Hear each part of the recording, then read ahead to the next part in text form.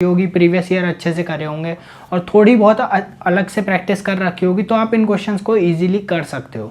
तो गाइज ये वो क्वेश्चंस हैं जिनको आपको एग्जाम में टारगेट करना होता है। तो आप सिलेक्ट करना सीख जाओगे क्वेश्चंस को, फिर आपका अंदाज़ा काफ़ी सही होने लगेगा कि हाँ मैं इस क्वेश्चन को कर सकता हूँ, और आप कर दोगे तो बहुत अंदर से कॉन्फिडेंस आएगा।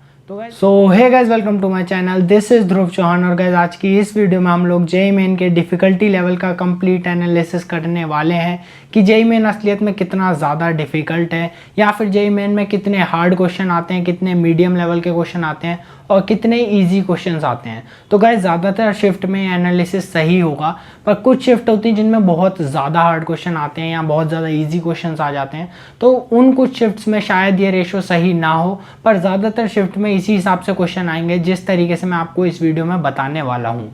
और गाइज इसी एनालिसिस के बेसिस पे मैं आपको वीडियो के एंड में बताने वाला हूँ कि आपको किस तरीके से पेपर को अटेम्प्ट करना चाहिए ताकि आप अपना मैक्सिमम आउटपुट निकाल सको। तो चलो गाइज आज की वीडियो को स्टार्ट करते हैं बिना कोई टाइम वेस्ट करे। तो गाइज वीडियो में आगे बढ़ने से पहले बात कर लेते हैं आज की वीडियो के स्पॉन्सर की, जो कि अनअकैडमी। तो अगर आप लोग जेईई मेन 2022 के एस्पिरेंट हो और आप लोग एक स्ट्रक्चर्ड कोर्स को ढूंढ रहे हो तो अनअकैडमी आपके लिए लेकर आया है इवॉल्व 2.0 बैच, जिसमें आपको सारे ऑसम टीचर्स पढ़ाने वाले हैं। तो अगर आप लोगों को इस बैच से रिलेटेड कोई भी इन्फॉर्मेशन चाहिए तो आप लोग डिस्क्रिप्शन पे दिए हुए लिंक पे क्लिक करके इसको ज्वाइन भी कर सकते हो और इसके बारे में सारी इन्फॉर्मेशन भी ले सकते हो। और गाइज अगर आप लोग जेईई मेन 2023 के एस्पिरेंट हो और आप लोग जेईई मेंस और एडवांस की अपनी कंप्लीट प्रिपरेशन के लिए एक अच्छे से प्लान्ड कोर्स को ढूंढ रहे हो तो अनअकैडमी आपके लिए इमर्ज एंड इमर्ज 2.0 बैच लेकर आया है, जिसकी मदद से आप अपनी जेईई मेंस और जेईई एडवांस की कंप्लीट प्रिपरेशन कर सकते हो। तो गाइज इसका भी लिंक आपको डिस्क्रिप्शन में मिल जाएगा, वहाँ पर आपको इससे रिलेटेड सारी इन्फॉर्मेशन मिल जाएगी। और गाइज अगर आप लोग अनअकैडमी की प्लस सब्सक्रिप्शन लेने के बारे में सोच रहे हो तो आप लोग मेरा कोड ध्रुव 3000 यूज़ कर सकते हो। इसकी मदद से चैनल की भी थोड़ी हेल्प हो जाएगी और आप लोगों को भी 10% डिस्काउंट मिल जाएगा आपकी प्लस सब्सक्रिप्शन पे। तो चलो गाइज अब आगे वीडियो को कंटिन्यू करते हैं। तो गाइज आज की इस वीडियो में हम लोग सब्जेक्ट वाइज एनालिसिस करने वाले हैं कि किस सब्जेक्ट में आप कितने इजी, कितने मीडियम और कितने टफ लेवल के क्वेश्चंस एक्सपेक्ट कर सकते हो। तो गाइज वीडियो स्टार्ट करते हैं हम केमिस्ट्री से। तो केमिस्ट्री एक ऐसा सब्जेक्ट है जिससे ज़्यादातर इजी या फिर मीडियम लेवल के क्वेश्चन आते हैं। हार्ड क्वेश्चन या फिर बिल्कुल जो आपने एक्सपेक्ट नहीं करे होंगे इस लेवल के क्वेश्चन बहुत ज़्यादा कम आते हैं। केमिस्ट्री में आते हैं पर बहुत कम अमाउंट में होते हैं। तो ईजी क्वेश्चन केमिस्ट्री में आप एक्सपेक्ट कर सकते हो 15 क्वेश्चन ईजी आते हैं। मीडियम लेवल के क्वेश्चन आप 10 एक्सपेक्ट कर सकते हो और हार्ड लेवल के आप 5 क्वेश्चन एक्सपेक्ट कर सकते हो। तो गाइज इसमें मैं आपको 30 क्वेश्चंस के हिसाब से बता रहा हूँ, क्योंकि अब आपके 30 क्वेश्चन होते हैं। हाँ उसमें से आपको पर 25 ही अटैम्प्ट करने होते हैं, पर गाइज टोटल क्वेश्चन एक सेक्शन में आपके 30 होते हैं, इसलिए मैं आपको 30 के हिसाब से बता रहा हूँ। तो गाइज केमिस्ट्री में आप ईजी में 15 एक्सपेक्ट कर सकते हो, मीडियम में आप 10 एक्सपेक्ट कर सकते हो और हार्ड में आप 5 एक्सपेक्ट कर सकते हो। यही रेशो ज़्यादातर केमिस्ट्री में मेंटेन होता है। और केमिस्ट्री एक ऐसा सब्जेक्ट है जिसमें सबसे ज़्यादा ईजी या फिर डायरेक्ट क्वेश्चंस आ जाते हैं। तो केमिस्ट्री को आपको डेफिनेटली अपना स्ट्रॉन्ग पॉइंट बनाना चाहिए। तो गाइज अब हम आ जाते हैं अपने अगले सब्जेक्ट पे, जो कि है फिजिक्स। तो गाइज फिजिक्स में या तो बहुत ज़्यादा कॉन्सेप्चुअल क्वेश्चन आते हैं या फिर फार्मूला बेस्ड क्वेश्चन भी आ रहे हैं। आजकल जेईई मेंस में फार्मूला बेस्ड क्वेश्चन भी फिजिक्स से आते ही रहते हैं, तो इसलिए आपको फार्मूले तो अच्छे से लर्न होने ही चाहिए। तो गाइज फिजिक्स में फार्मूला बेस्ड क्वेश्चन आप या फिर इजी क्वेश्चन जिसे मैं कहूँ तो वो आप एक्सपेक्ट कर सकते हो 12 के अराउंड। और अब मीडियम क्वेश्चंस की बात करें तो वो आप इसमें भी 10 के अराउंड एक्सपेक्ट कर सकते हो। मीडियम क्वेश्चन होंगे, आपको कॉन्सेप्ट पता हो, आपकी प्रैक्टिस हो, तो मतलब उसी टाइप के क्वेश्चन होते हैं जो आप प्रीवियस ईयर्स में करते हो या फिर आपके कोचिंग के मॉड्यूल्स वगैरह में होता है। तो उसी टाइप के क्वेश्चन होते हैं ये मीडियम वाले, तो इनको आप 10 एक्सपेक्ट कर सकते हो। और हार्ड क्वेश्चंस को आप एक्सपेक्ट कर सकते हो 8। तो इनमें आपकी अच्छी खासी नॉलेज लगती है। हो सकता है मल्टी कॉन्सेप्ट्स लगें, डिफरेंट चैप्टर्स के कॉन्सेप्ट लग जाएं, तो इनको मैं टफ कैटेगरी में डाल रहा हूँ। तो 8 टफ क्वेश्चन आप फिजिक्स में एक्सपेक्ट कर सकते हो। अब गाइस बात कर लेते हैं मैथ्स की। तो मैथ्स एक ऐसा सब्जेक्ट है जिससे ज़्यादातर मतलब या तो बहुत ज़्यादा लेंथी क्वेश्चंस आते हैं या बहुत ज़्यादा टफ क्वेश्चन आते हैं। तो मैथमेटिक्स का ही सेक्शन होता है। तो गाइज मैथमेटिक्स में सबसे पहले बात करते हैं इजी क्वेश्चंस की। तो इजी में आप लोग मेरे हिसाब से एक्सपेक्ट कर सकते हो 10 क्वेश्चंस, जो कि मतलब आपके इजी चैप्टर्स से आते हैं, मैथमेटिकल रीजन, स्टैटिस्टिक्स, या फिर एनसीईआरटी बेस्ड कुछ क्वेश्चंस आते हैं फिगर वाले जो होते हैं मैक्सिमम मिनिमा के, तो वो आप एनसीईआरटी से एक्सपेक्ट कर सकते हो। मतलब आते रहते हैं जेईई मेन में, कुछ क्वेश्चन होते हैं जो एनसीईआरटी से आते हैं और कुछ जो इसके इजी टॉपिक्स हैं उनसे आते हैं। तो आप 10 क्वेश्चन एक्सपेक्ट कर सकते हो जो मतलब इजी लेवल के होते हैं। उसके बाद मीडियम लेवल के क्वेश्चन आप एक्सपेक्ट कर सकते हो, वो भी 10, क्योंकि वो आपके प्रीवियस ईयर अगर आपने अच्छे से कर रखे हैं तो ही आप उन्हें कर पाओगे, या फिर अगर आपको कॉन्सेप्ट आपने ठीक ठाक प्रैक्टिस करी है तो ही आप उन्हें कर पाओगे। तो 10 मीडियम लेवल के क्वेश्चन होते हैं, तो अगर आपने ठीक ठाक प्रैक्टिस करी है तो आप इन्हें भी कर सकते हो। और गाइस फिर 10 क्वेश्चंस आते हैं जो बहुत ज़्यादा लेंदी होते हैं, या फिर वो बहुत ही ज़्यादा हार्ड होते हैं, या फिर नए टाइप के होते हैं। तो इनको मैंने 10 क्वेश्चंस को हार्ड कैटेगरी में डाला है। तो मैथ्स में मैंने इजी क्वेश्चन आपके 10, मीडियम क्वेश्चंस भी आपके 10 और हार्ड क्वेश्चन भी आप अपने 10 एक्सपेक्ट कर सकते हो। तो गाइज इस एनालिसिस के बेसिस पे हम ये कंक्लूजन तो निकाल ही सकते हैं कि तीनों सब्जेक्ट में से सबसे ज़्यादा इजी क्वेश्चंस आते हैं केमिस्ट्री में। मीडियम क्वेश्चंस तीनों में मतलब मोर और लेस इक्वली होते हैं, मैंने तीनों में आपको 10-10-10 बताए हैं। तो मीडियम क्वेश्चन सेम से ही रहते हैं, पर हार्ड क्वेश्चन में थोड़ा बहुत वेरिएशन हो जाता है फिर। तो गाइज़ अब मैं आप सभी को स्ट्रेटजी बताने वाला हूँ कि किस तरीके से आप लोगों को पेपर को अटैम्प्ट करना चाहिए ताकि आप अपना मैक्सिमम आउटपुट निकाल सको। तो चलो गाइज़ अब चलते हैं स्ट्रेटजी की तरफ।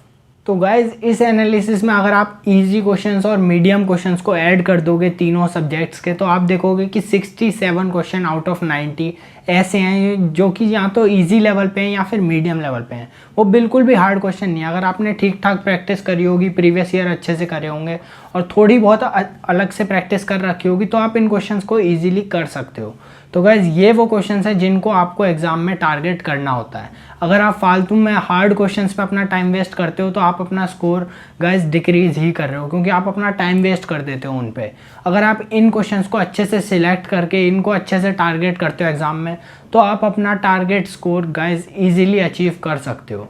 अब मैं आप सभी को बताता हूँ कि आपको किस तरीके से पेपर में प्रोसीड करना होता है। तो मेरे हिसाब से गाइस ये मेरा पर्सनल मतलब तरीका है जिस तरीके से मैं करता था। सबसे पहले आपको केमिस्ट्री पे जाना है, फिर फिजिक्स पे, फिर मैथ्स पे।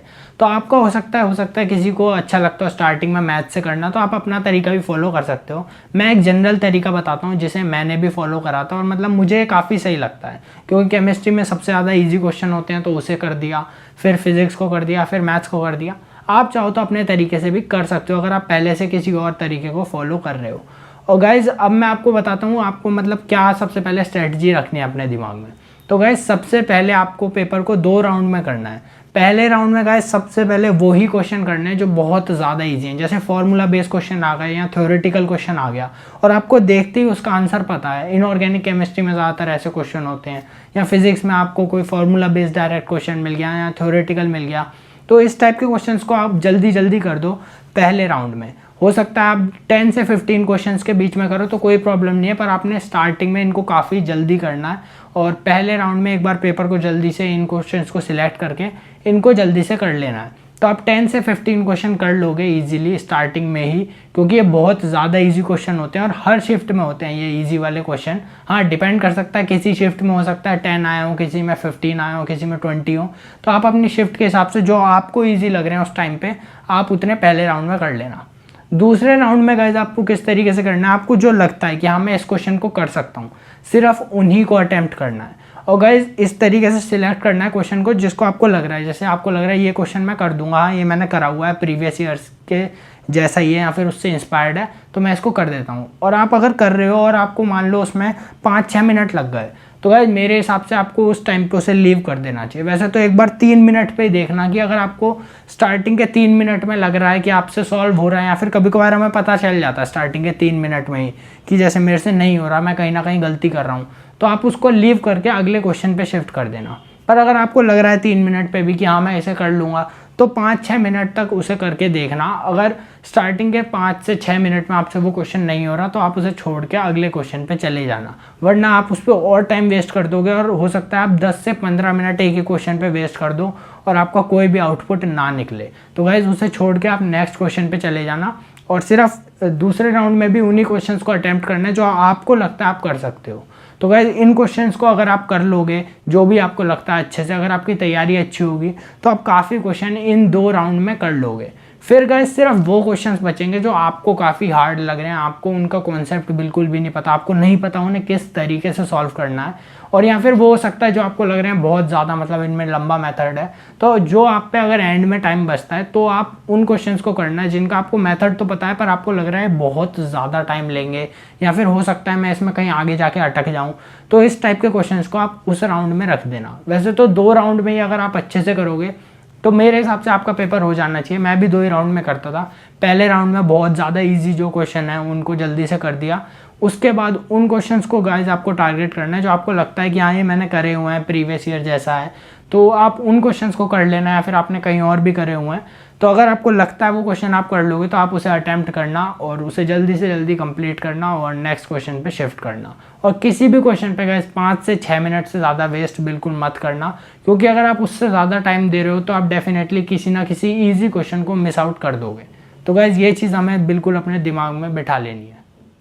और गाइज एक चीज़ बहुत ज़्यादा इंपॉर्टेंट है कि क्वेश्चन सिलेक्ट करना भी आपको आना चाहिए। आपको बहुत ज़्यादा सिलेक्टिव होना पड़ता है जेईई मेंस के पेपर में, और ये चीज़ आपको तभी आती है कि आप घर से एटलीस्ट 2 से 3 मॉक टेस्ट में ये चीज़ ज़रूर सिलेक्ट करनी सीखो। आपको सिर्फ क्वेश्चन देख के देखना है कि हाँ मैं इसे कर सकता हूँ या नहीं। 3 घंटे अपने आप को देना है एक मॉक टेस्ट में, बिल्कुल टेस्ट की तरह देना है, और इन सब स्ट्रेटजीज़ को अप्लाई करके देखना है। आपको सिलेक्ट करने क्वेश्चन कि हाँ मैं इस क्वेश्चन को कर पा रहा हूँ या नहीं। तो आप उस क्वेश्चन को सिलेक्ट करोगे और सॉल्व करने की कोशिश करते हो तो आपको काफ़ी सारी नई चीज़ सीखोगे। तो आप सिलेक्ट करना सीख जाओगे क्वेश्चंस को, फिर आपका अंदाज़ा काफ़ी सही होने लगेगा कि हाँ मैं इस क्वेश्चन को कर सकता हूँ, और आप कर दोगे तो बहुत अंदर से कॉन्फिडेंस आएगा। तो गाइज इसी तरीके से आप क्वेश्चंस को सिलेक्ट करना सीखते हो, वरना हो सकता है आप किसी गलत क्वेश्चन को सिलेक्ट कर लो और उसी में बहुत ज़्यादा टाइम वेस्ट कर दो। तो गाइज इससे आपका काफ़ी ज़्यादा नुकसान भी हो सकता है पेपर में। तो आपको इसलिए 2 से 3 पेपर पे तो गाइज आराम से मतलब अच्छे से करना है और ये सब चीज़ों को अप्लाई करना है। सिलेक्ट करना आपको बहुत ज़्यादा अच्छे से आना चाहिए जेईई मेन में, क्योंकि जो जितना अच्छे से क्वेश्चंस को सिलेक्ट करता है गाइज वही उसका स्कोर बूस्ट करता है। क्योंकि जेईई मेंस में टाइम बाउंडेड है कि 3 घंटे में ही आपको पेपर करना है। अगर पूरा एक दिन दे दिया जाए तो गाइज कई लोगों में बहुत ज़्यादा नॉलेज होती है, बस यही है वो टाइम को मैनेज नहीं कर पाते। तो गाइज आपका टाइम मैनेजमेंट अच्छा होना चाहिए, आपको सिलेक्ट करने आने चाहिए। मेन चीज़ यही है कि आप क्वेश्चन सिलेक्ट कर पाओ जो आप लोग कर सकते हो। तो गाइज मॉक टेस्ट में यही कोशिश करा करो, सबसे पहले क्वेश्चन सिलेक्ट कर लो जो आपको करने हैं और उनको जल्दी से करो। तो इससे आपको काफ़ी अच्छे से मतलब आपकी सिलेक्टिविटी काफ़ी अच्छी हो जाती है क्वेश्चंस की। तो ये चीज़ गाइज ज़रूर करके देखना। और गाइज कभी भी हार्ड क्वेश्चन से मत डरना। हो सकता है किसी शिफ्ट में स्टार्टिंग में ही आपके काफ़ी हार्ड क्वेश्चन आ जाएं, या जिस सब्जेक्ट को मान लो मैं कह रहा हूँ केमिस्ट्री से स्टार्ट करो, आपने केमिस्ट्री से करा तो केमिस्ट्री का सेक्शन बहुत टफ आ गया, तो गाइज डरना नहीं है। टफ क्वेश्चन हर एक सेक्शन में होते हैं, मतलब हर एक शिफ्ट में होते हैं, पर आपको ईजी और मीडियम क्वेश्चन ही सिलेक्ट करने हैं। और अगर आप उन्हें कर लेते हो ना गाइस, डेफिनेटली आप एक काफ़ी अच्छा स्कोर लेकर आ सकते हो जेईई मेंस में। क्योंकि जैसे कि मैंने आपको बताया इजी और medium he 67 question out of 90, और अगर मान लो मैं इसे 75 में भी कन्वर्ट करता हूँ ना तो गाइस 50 से 55 के बीच में क्वेश्चन तो आप तब भी कर सकते हो, जो कि गाइज आपको काफ़ी अच्छा स्कोर दिलवा सकते हैं। तो गाइज इसलिए स्टार्टिंग में इजी और मीडियम क्वेश्चंस को टारगेट करना। हाँ, बाद में अगर टाइम बच रहा है तो डेफिनेटली आप हार्ड क्वेश्चंस में भी जो जो आपको लगते हैं कि मैं ये कर सकता हूँ तो उनको ज़रूर करके देखना, और डेफिनेटली आपको काफ़ी ज़्यादा बेनिफिट मिलेगा। तो गाइज अगर ये वीडियो आप सभी को अच्छी लगी है तो इस वीडियो को अभी लाइक कर दो। चैनल पर अगर पहली बार आए हो तो गाइज सब्सक्राइब ज़रूर कर देना, मेरे को भी काफ़ी मोटिवेशन मिलती है आप लोगों के लिए नई नई वीडियोस बनाने की। और गाइज अगर कोई भी आपकी क्वेरी हो तो आप इंस्टाग्राम पे मुझसे पूछ सकते हो। तो चलो गाइज मैं मिलता हूँ आप सभी से अगली वीडियो में, तब तक के लिए आप लोग मेहनत करते रहो और फोड़ते रहो।